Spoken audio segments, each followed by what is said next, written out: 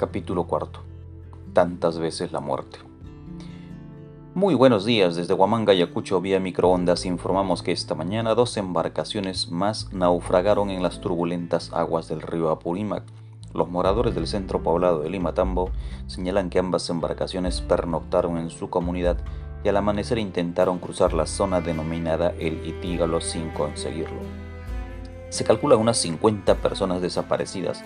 Debemos recomendar a los viajeros que eviten la ruta de navegación entre este río, pues las lluvias se han intensificado y se calculan mayores precipitaciones para estos días. Desde Huamanga, Ayacucho, para Radio Programas del Perú.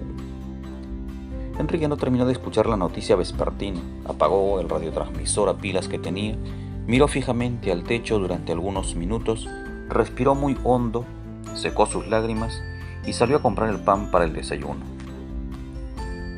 En diciembre de 1987, Andrea había decidido viajar a Villavirgen para ayudar a sus padres y traer algo de la cosecha para sus hijos. Concluidas las clases escolares, compró los pasajes para Jimmy y Jenny, pero no alcanzaba para sus otros 2 hijos. Entonces conversó con Johnny y le preguntó dónde le gustaría quedarse ese verano hasta su retorno. Él eligió quedarse en la tía Filomena, quien vivía en San Hilarión, San Juan de Urigancho. A sus 12 años ya sabía de soledad y separaciones. La sonrisa pícara y sus ojitos saltones disimulaban muy bien la nostalgia que lo invadía cada vez que debía separarse de su madre. La pena de quedarse solo se dispersaba de a pocos con la tía Filo, pues lo engreía a más no poder. Era el hijo varón que nunca tuvo. Era su preferido. Él sabía ganarse el cariño de la tía.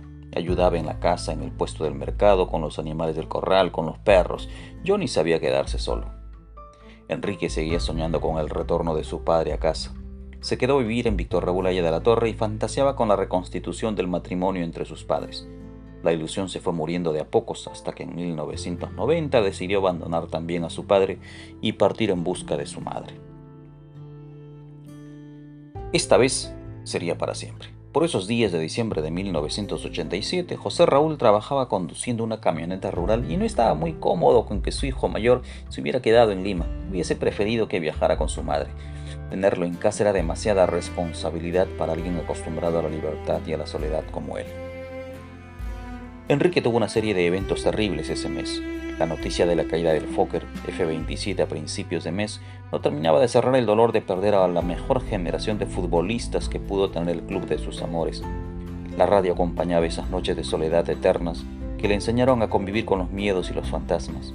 Esa misma radio anunciaba la caída del avión, el hallazgo de los primeros cuerpos, confirmaba la tragedia más grande que haya cubierto el deporte nacional. Ese martes por la noche no pudo dormir. Lloró por todos esos desconocidos que jamás vio, pero que admiraba y ahora extrañaba. La nostalgia no se dio tiempo para sufrir más por ellos. El domingo 20 de diciembre las noticias de la radio señalaban que 2 embarcaciones habían naufragado y su madre había viajado apenas hacía unos días. No había lista de fallecidos, no había sobrevivientes a quien preguntarle, no había teléfonos ni forma alguna de comunicarse de inmediato. Una carta demoraba en llegar una semana y era demasiado tiempo. Tenía que averiguar de alguna forma y los diarios locales tenían que informar algo de lo ocurrido, pero nada, no habían noticias. Desde San Francisco informamos para la Central Informativa de Radio Programas del Perú en Lima. La noche de ayer se encontró al motorista cuya embarcación naufragó hace unos días. Fue hallado inconsciente varios kilómetros río abajo. Fue socorrido por los trabajadores del puerto y enviado en una camioneta hacia Huamanga para el hospital regional. Por referencia de los involucrados, el motorista respondería al nombre de Donato Palomino. Escuchar esta noticia fue terrible para Enrique. Era su tío Donato, dueño de algunas embarcaciones que utilizaba para transportar mercadería hacia Villavirgen. Seguramente él esperó a su hermana Andrea y a sus sobrinos para llevarlos a ver a su familia. La tragedia no terminaba de destrozar sus oídos, pues seguían llegando los reportes del enviado especial que tenía radioprogramas del Perú en la zona. A la mañana siguiente reportaron el hallazgo de algunos cuerpos sin identificación. El reportero señalaba que estaban hinchados e irreconocibles por los días expuestos al agua. La descripción que se brindaba por la radio era espantosa. Esa misma tarde encontraron a 2 menores de edad de aproximadamente 10 y 7 años respectivamente entre la arboleda cercana al centro poblado de Monterrico, en la margen derecha del río Apurímac. Enrique quería ir al encuentro de su hermano menor, quería compartir la pena de la noticia casi confirmada. Era casi seguro que habían perdido a su madre y a sus hermanos. José Raúl, a medio entender, no le permitió ir a la casa de la tía Filomena. Estaba muy lejos, podía perderse y ya era demasiado con tanta noticia nefasta para esos días. Una semana después, el diario El Correo publicaba entre sus noticias regionales los nombres de algunos de los fallecidos.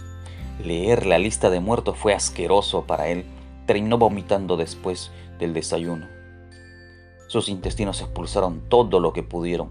No paró hasta expulsar un líquido amarillo y amargo que terminó asustándolo. En la lista de 48 fallecidos habían varios: Palomino, Guillén Rojas y Espino. No encontraba el nombre de su madre ni de sus hermanos. Pero ¿cómo encontrarlos? ¿Cómo? En el naufragio su madre pudo perder la libreta electoral y nadie sabría su nombre, a menos que alguien la identifique. Sus hermanos habían viajado sin partida de nacimiento. Nadie los conocía, nadie sabía quiénes eran. Era casi seguro que estaban entre los no identificados. Por fin, Enrique logró ir a San Juan del Urigancho. Llegó hasta San Hilarión para ver a su hermano. Tomó la línea 50, demoró más de 4 horas, cruzó todo Lima, pero llegó. Corrió desde el paradero hasta la casa de la tía Filomena. Llegó exhausto. José Arroyo, su tío, abrió la puerta. Un poco confundido, extendió sus brazos para cubrirlo. Enrique no soportó más el dolor y se echó a llorar. El tío José no soltó palabra alguna, como sospechando o sabiendo lo que ocurría. Lo llevó hasta la sala. Ahí estaba Johnny. Lo abrazó fuertemente para terminar de llorar. Mamá se ha muerto, mamá se ha muerto. ¿Qué tienes? ¿Por qué dices eso? Las noticias de la radio dicen que se voltearon 2 botes en la selva y encontraron a mi tío Donato. ¿Y cómo sabes que es mi mamá? No lo sé. La tía Filo terminó consolando a su sobrino y dándole aliento para que esperase noticias de la familia.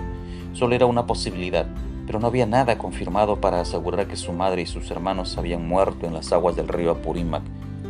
Esa misma tarde retornó a Víctor Raúl Haya de la Torre, a esperar más noticias, a esperar que le confirmaran la muerte de su madre.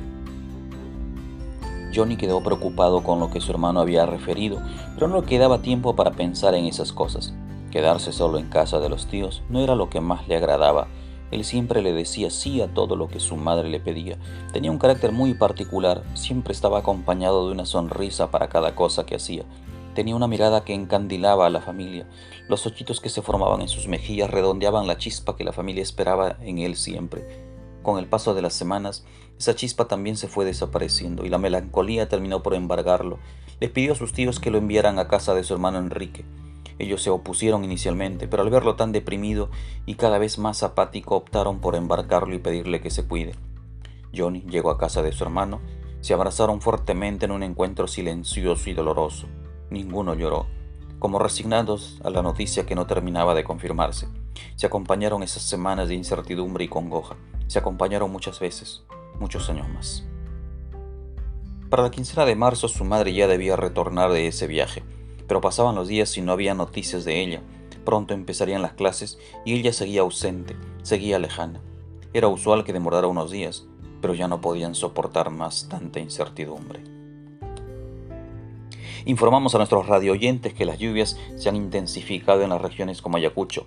Hemos tenido fuertes precipitaciones en estos últimos días. Damos paso a nuestro corresponsal en la zona.